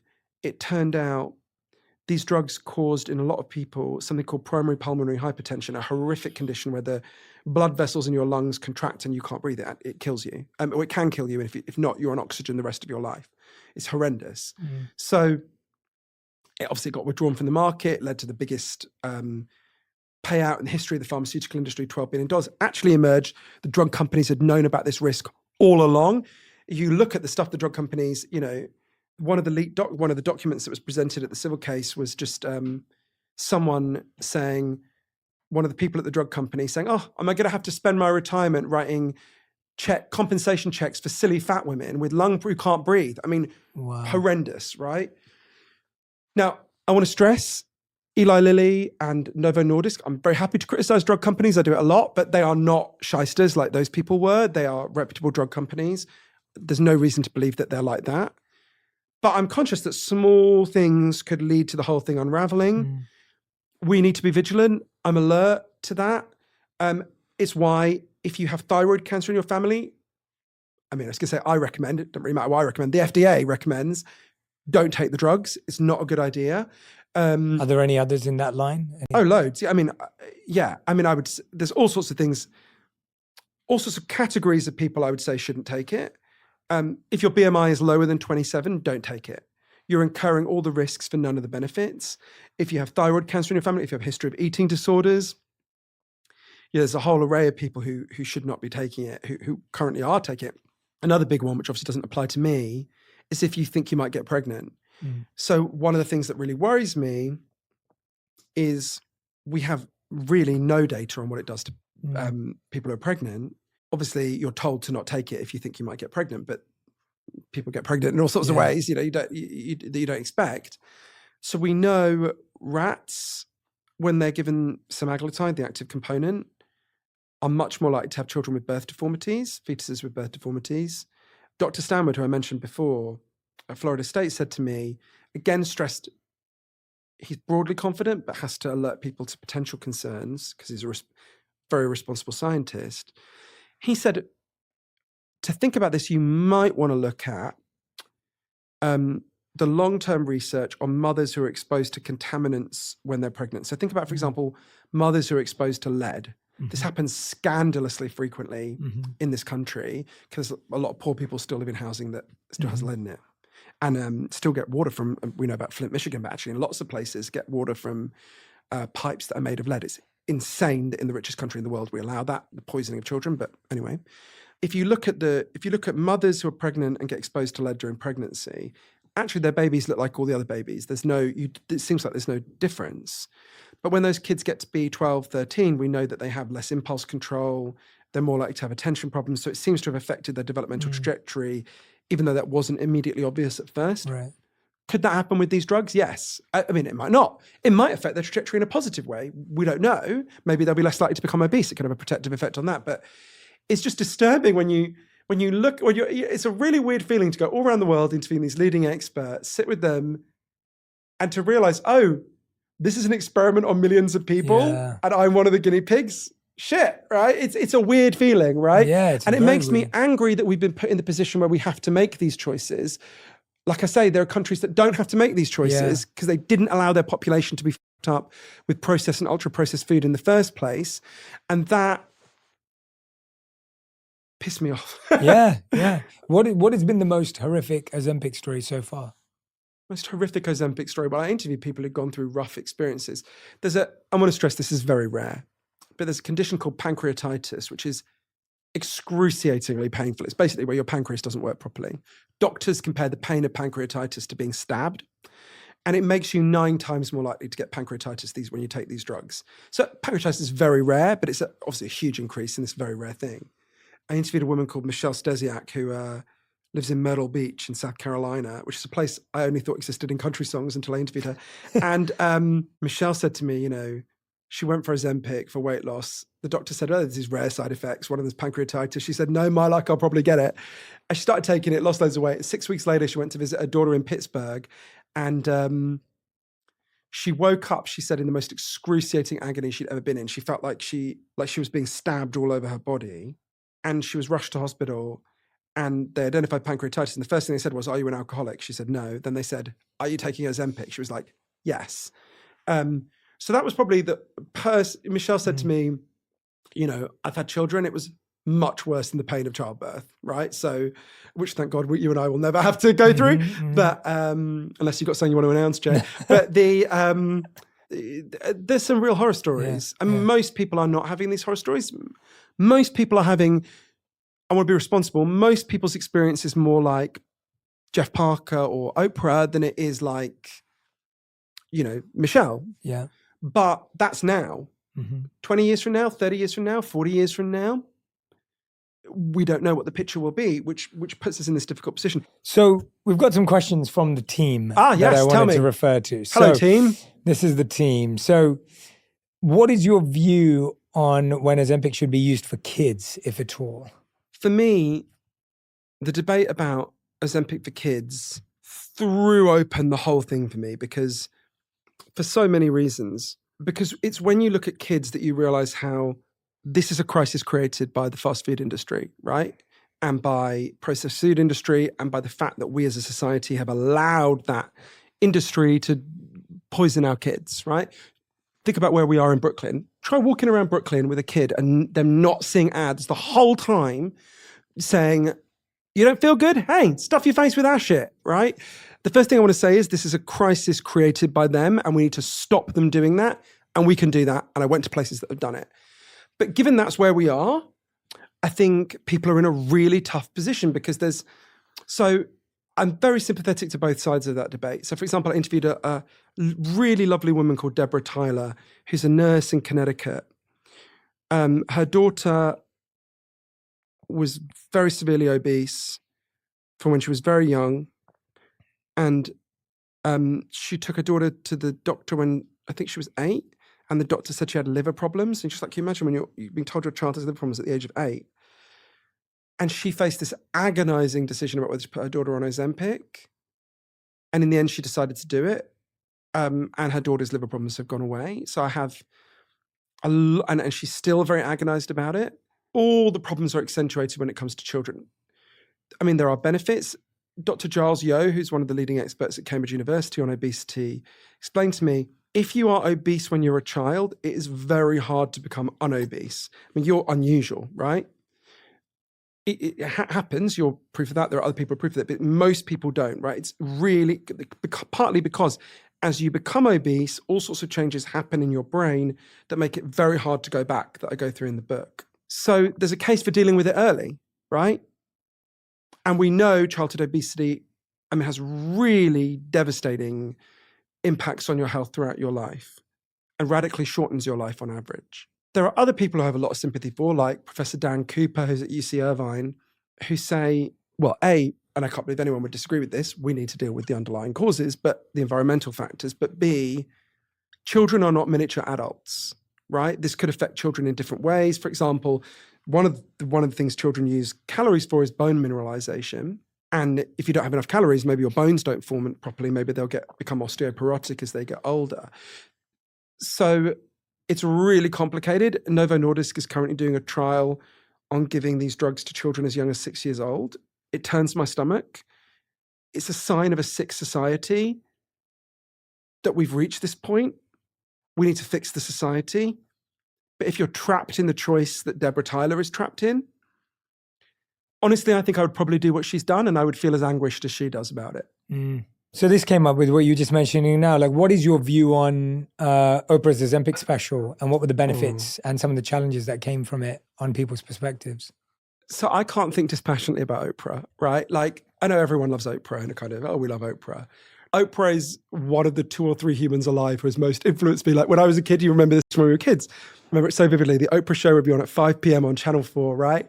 And no one in Britain when we were kids spoke like Oprah, right? No one spoke about their emotions. No one spoke about in this extraordinary and profound way that Oprah does. And I really think one of the reasons I get on well with Oprah, I think, is because I've so internalized her voice that I sort of, I mean, clearly as a British person, you can't talk like Oprah, but like, well, and clearly no one can talk like Oprah, but you know what I mean? Like, so I can't think dispassionately about it because I love her so much and I'm weirdly friends with her. Which is like still to me the most surreal. Whenever she emails me or texts me and my friend, I'm always like, shut up everyone, Oprah needs us, be quiet, right? But I thought her special was incredible. I cried a lot. From the minute it started, I cried and my friend said, thank God Oprah has not brought her show back, because if you had this emotional reaction every day, you'd be in a psychiatric hospital, because just seeing Oprah in front of an audience made me emotional. But I thought it was amazing. And I think part of it made me really sad because you think about how much Oprah has given us, right? How much she's given to the culture. People forget, you know, I mean, even just think about the incredible work she did on breaking the taboos around sexual abuse, right? Where what she's done is incredible. And I could list like 15 things like that Oprah's done that have transformed the culture. And you think all that time she was doing that and rising, she was being bullied in the most hateful ways. I really recommend people watch, and this is someone else who I admire and was a damaged person, so I don't want to say this in a spirit of judgment, but you can watch it on YouTube. It's an interview between Oprah and Joan Rivers from, I think, 1985. And I'll preface this by saying, A, Joan Rivers was the funniest comedian I've ever seen, and B, Joan Rivers was someone who hated her own body and was at war with her own body, so she's externalizing something that's an internal, horrifying battle. But it's viscerally shocking when you watch it now. She says to Oprah something like, I haven't watched it in a long time, so I'm going to get the exact wording wrong, but she says something like, you can't be this fat. You need to lose weight.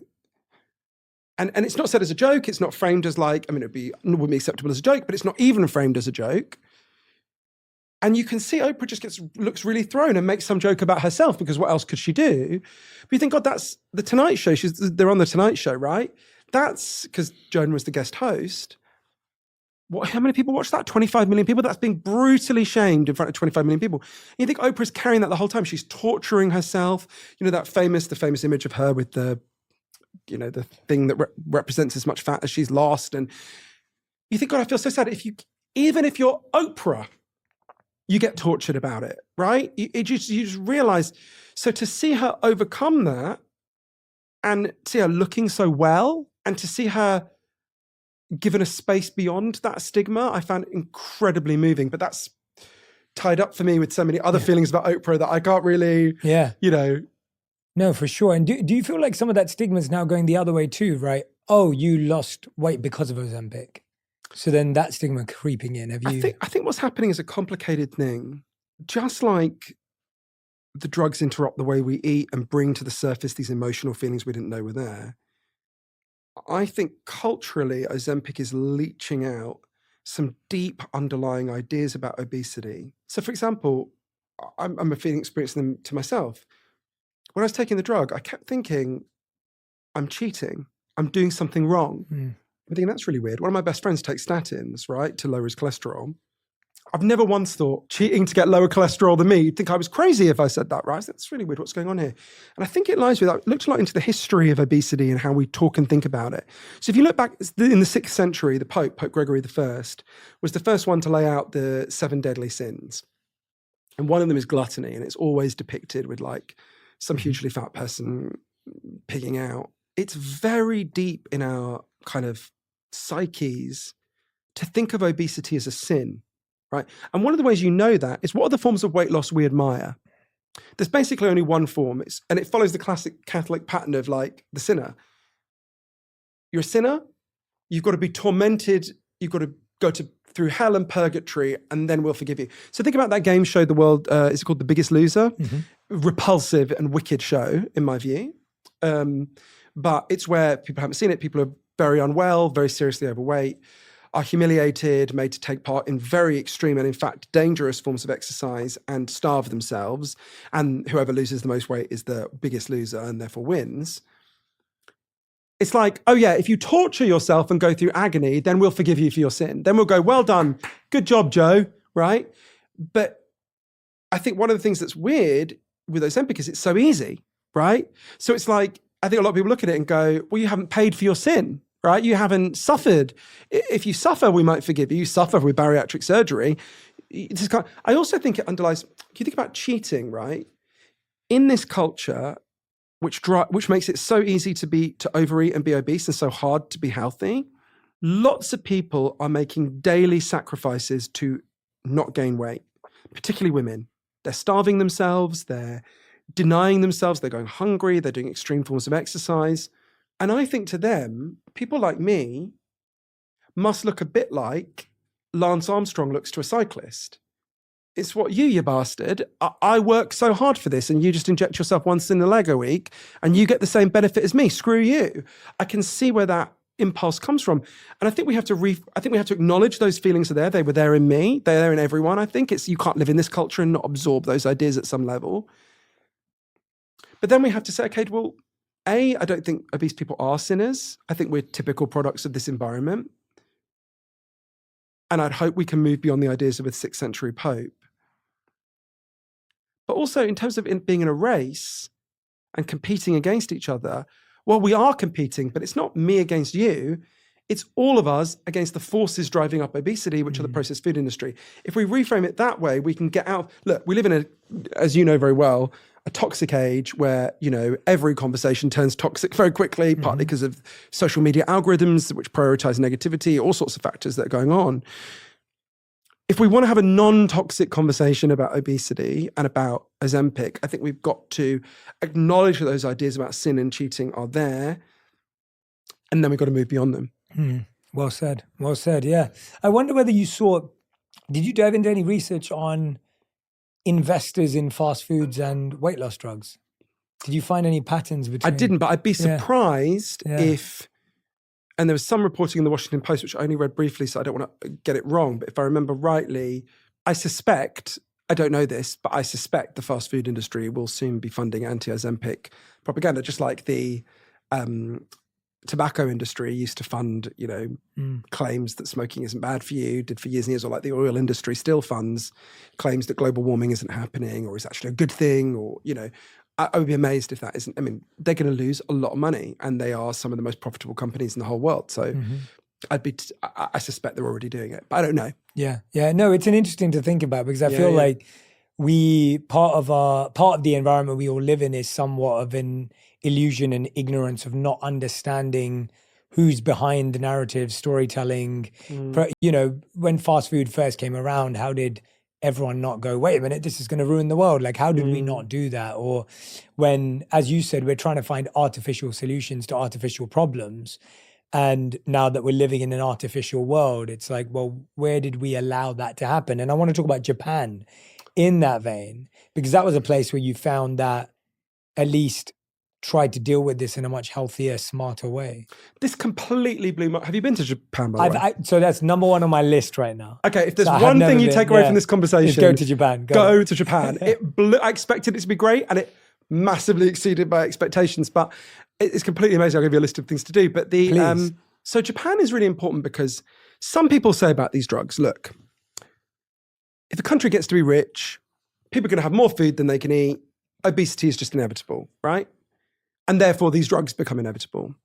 But actually, Japan is the 3rd richest country in the world, in the history of the world, and now is the 3rd richest country in the world. And they have almost no obesity at all. 42.5% of Americans are obese. It is 4% of people in Japan, right? there's almost no childhood obesity in Japan. I went to a school in Tokyo, typical middle-class school, went to several schools. It's the weirdest thing, walking around a school with 1,000 children and there being not one overweight child anywhere. It's a weird if you're used to going to British and American schools. So I wanted to understand, how did Japan do it? Because I remember at first I read about, Ozempic has been approved in Japan and there ain't any sales because there's no one to take it, right? Almost nobody. It's a tiny, tiny market for it.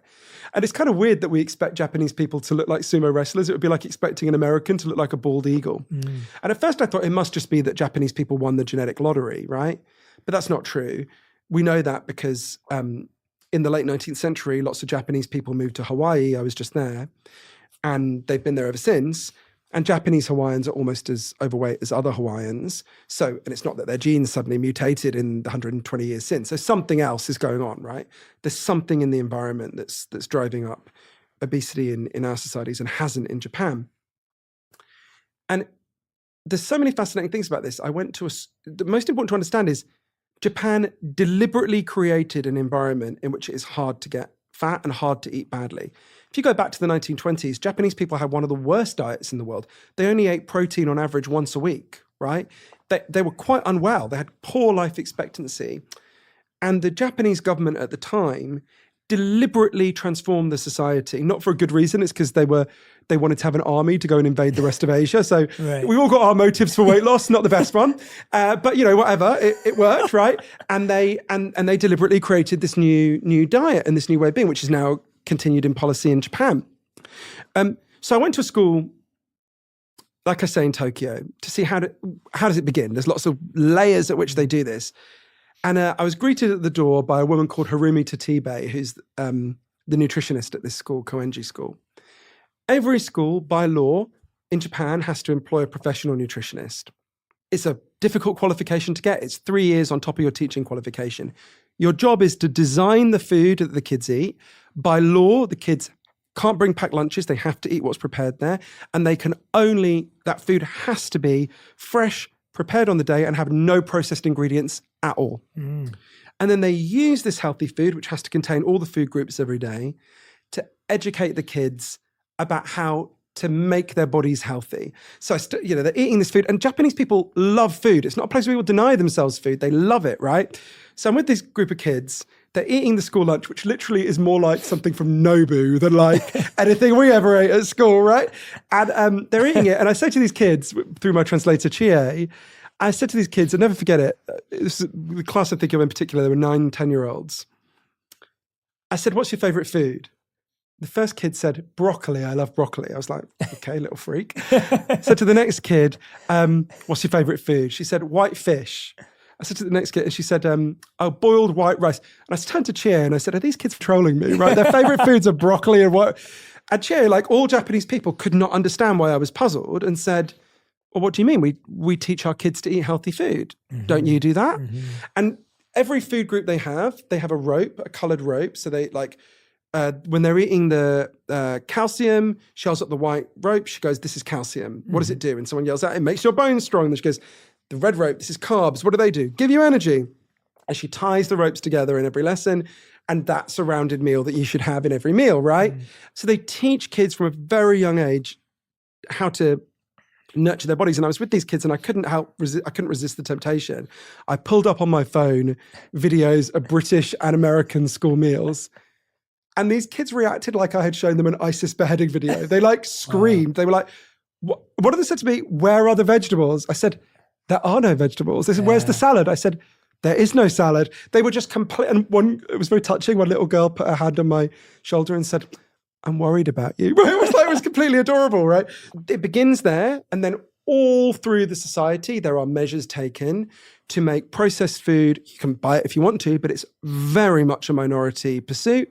It exists, but it's a tiny part of the Japanese diet. Overwhelmingly fish, fresh food, vegetables. Most people eat fresh food that's prepared on the day. And I think probably the most moving conversation I had for the whole book was in Okinawa, which is an archipelago of islands in the south of Japan, where I really saw what you win if you get this right. So Japan has the longest life expectancy in the world. Women live to be 88, men I think it's 82. But not just that, they have the healthiest lifespan in the world. So the average British person is in poor health. I think it's 16 years before they die. In Japan, it's like a few years. So it's a very different relationship. And so I went to this place that sounds almost mythical. It's called Ogimi. It's the oldest village in the whole world. It has 215 houses and 192 have someone older than the age of 90 living there. And I went there and they've got this little community center. And the first person I met, the first woman who walked through the door, was a 102-year-old woman called Matsu Fukuchi, who walked there on her own from her home down the hill. And she said, I can't stay long because I'm looking after my son who fell off the roof fixing it the other day. I was like, Jesus, how old is your son? But okay. And we sat down and we talked. And she talked about how much she loved life. It was volleyball season. She's been watching her great-grandchildren play volleyball. She talked about how she loved volleyball. You could see how much joy she took in life, talking to all these old women. And then someone put on some old Okinawa music. And she put on a kimono and she started dancing. And so I started dancing with this 102-year-old woman. And I thought, wow, you were born before they started doing radio broadcasts in Japan. And here I am dancing with you and recording it on my iPhone. That's what you get if you solve obesity. You don't get destroyed. Clearly, not everyone will live to be 102, but you don't get your knees destroyed and your heart destroyed, and you get to live and you get more years of joy and more years of laughter and more years of dancing. That's what we get if we solve this crisis, and it is within our grasp to solve it. These drugs are one tool. They are a difficult and controversial tool, and I'm not sure I've made the right decision to carry on taking them. It was the heart benefits that did it for me. But we absolutely can deal with this wider crisis. They've done it in Japan. Think about smoking, right? When we were kids, people smoked everywhere. People smoked on the subway. People smoked on the bus. People smoked on the plane. Doctors used to smoke while they examined you. I remember it happening. There's a photo of me and my mother where she's breastfeeding me when I'm a baby, obviously, smoking and resting the ashtray on my stomach. And when I found this photo a few years ago, I thought she'd feel guilty. I showed it to her. She said, you were a difficult baby. I needed that cigarette, right? But you think about how normal that was then, right? Now, if you saw that, you'd call the police, right? We've gone from, more than 50% of people were smokers when we were kids. It's now 12%. You very rarely see a young person smoking cigarettes now. Okay, we've got an issue with vaping, but, that's an enormous transformation that's happened in our lifetimes through concerted action, right? We can do the same with food. We can free future generations from this shitty choice. Japan showed me you can do it with joy, right? Japanese people aren't sitting there being miserable. They love food. Their food is great. I've never eaten better than in the 2.5 weeks I was in Japan, right? Literally never, right? It's not about depriving yourself. It's about making better choices and empowering everyone to be in an environment where we can make better choices. Do they still have a stigma around body shape, size, weight, and all of that as well? Yeah, this is one of the complexities. So I don't want to shy away from it. Japanese people are horrifically stigmatizing towards overweight people. And that informs some of their policies, which are just so strange to us that they sound like a kind of just bizarre parallel universe. I'll give you an example. So in 2008, their obesity level went up by like 0.4%, and they had a massive like national freak out, and it was like this huge debate in Japan. And what was it? It was from like, I can't remember. It was literally for saying like 3% to 3.4% or something that like we wouldn't even notice in the US if that happened, right? And they had this huge debate, and they introduced something that I frankly just, when I read about it, thought this can't be true. It's something called the Metabo Law. It's named after metabolic syndrome, which is a kind of combination of problems you can get when you're obese that has very bad health effect. So they introduced this rule. I actually can't even say it without it just sounding insane. In Japan, every single employee once a year has to be weighed by their employer. If your weight has gone up, you have to, by law, draw up a plan with your employer to bring your weight down. And a company overall has to report its weight levels to the government. Wow. And if your overall workforce got fatter, you can be fined by the government, right? So it's like, How can this work? So I went to this company that does it. Every company does it, but this is a company that agreed to show me, partly because they manufacture products to keep you healthy, so they can't want people to know about it. And they're super nice people, but it was freaky. So you arrive, the first thing you see when you arrive at work is a face recognition thing. It says, hi, Jay, you walked 1,300 steps yesterday or whatever, because you have to wear a Fitbit, equivalent of Fitbit. And then it says you were number 121 in the company. By the way, Susie, who sits 2 desks away from you, hasn't weighed herself this week. Oh my gosh. Tell her to weigh herself. You're like, whoa. Oh my gosh. And then, wow. so you're encouraged, it's not required, but you're encouraged to take a photograph of every meal you take and post it. So you can literally go, I wonder what Bob, who sits next to me, ate yesterday. And you can look at it all. Oh my it's just bizarre. And I was interviewing people there. So I interviewed the boss, who's this 58-year-old man, I have to say incredibly hot boss. And he was like talking about, this is, this is great. It's really good for everyone.